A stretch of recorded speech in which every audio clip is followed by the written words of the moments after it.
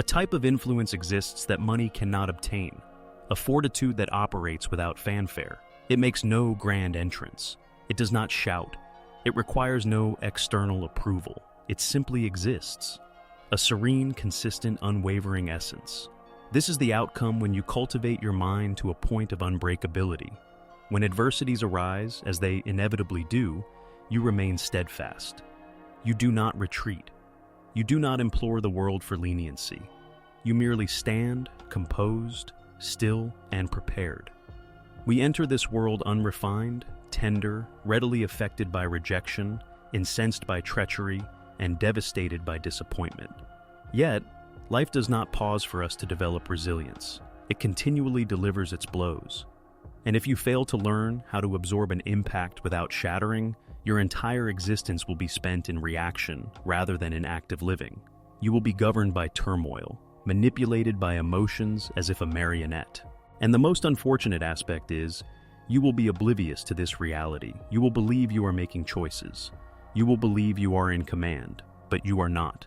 You are merely oscillating between responses, pursuing solace, evading discomfort, and chasing phantoms.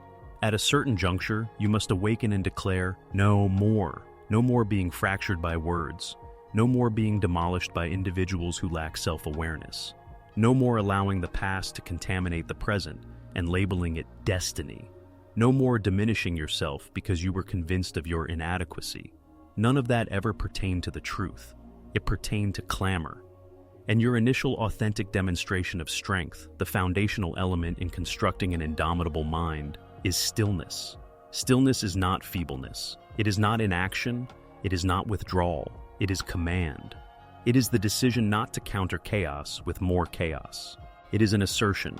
My energy is not yours to claim. This is not about suppressing your emotions.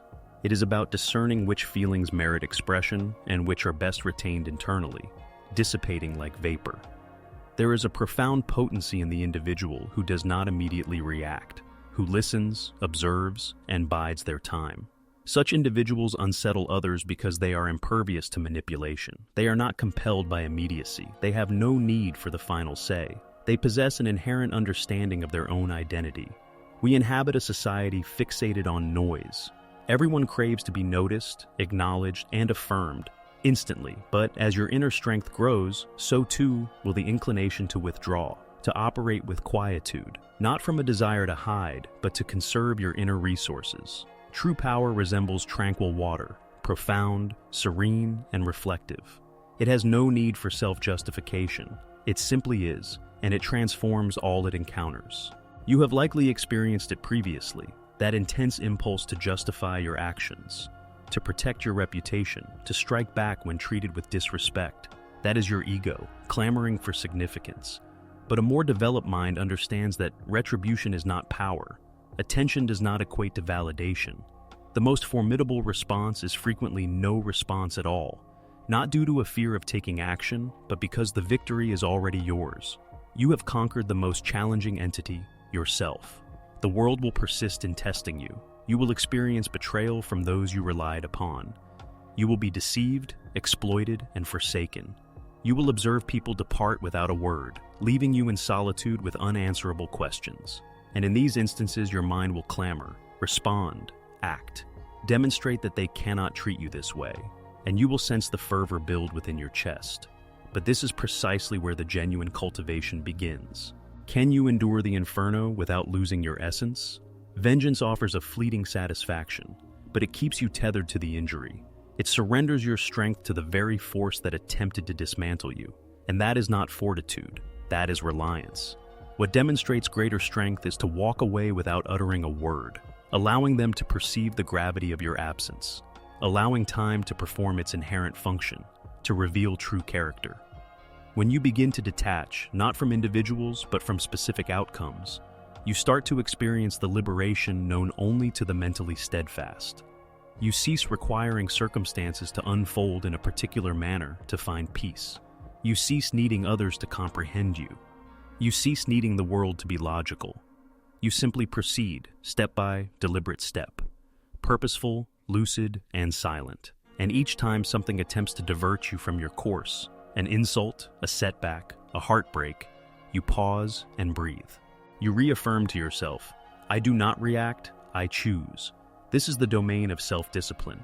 In the interval between a stimulus and the ensuing response, in that brief moment where most individuals erupt, you maintain composure. You do not field every call. You do not pursue every slight. You do not engage in every conflict. You transcend. Not from frailty, but from proficiency. Stoic philosophers articulated it most effectively. Manage what is within your power, accept what is not, and discern between the two. Much of what deprives people of sleep is not even tangible. It is interpretation. It is narrative.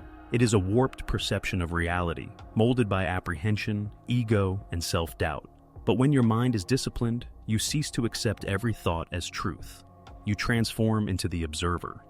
You witness your mind's workings as a sagacious elder might observe a child's outburst, with forbearance, empathy, and authority. There is no expedited path to this caliber of strength. It is refined in isolation, through suffering, during extended nights spent in solitude, confronting difficult self-inquiries. Who am I when unobserved? Why do I crave so much from those who offer so little? Which part of me remains wounded? And why do I persistently allow others to aggravate that wound? You begin to recognize the recurring themes. You begin to perceive how much of your distress stemmed from dependency, from anticipating that people would be something they never were, from expecting fairness from life, from clinging to control in a universe that offers no guarantees of certainty. And when you release your grip, not with acrimony, but with insight, that is when the transformation commences. You cease reacting, you cease pursuing, you cease needing, and you commence living. And that is the point at which everything shifts. Not because the surrounding turmoil vanishes, but because you are no longer governed by it. You have conditioned yourself to stop performing for validation, to stop expending your energy on those who would not offer you aid. You have converted your anguish into understanding, your quietude into resilience. The tempest did not cease. You simply acquired the skill to withstand it. And now your gait is different, not with conceit, but with steadfast tranquility. Not with clamor, but with substantial presence. Because when your mind is composed, you have nothing to demonstrate. So, carry that quietude with you. Allow it to be your steadfast support. Let it serve as a reminder that serenity was never an external pursuit. It was always something to be constructed from your inner resources. Thanks for watching. Stay strong, stay grounded, and never forget. The most composed individual in the space is typically the one with true command.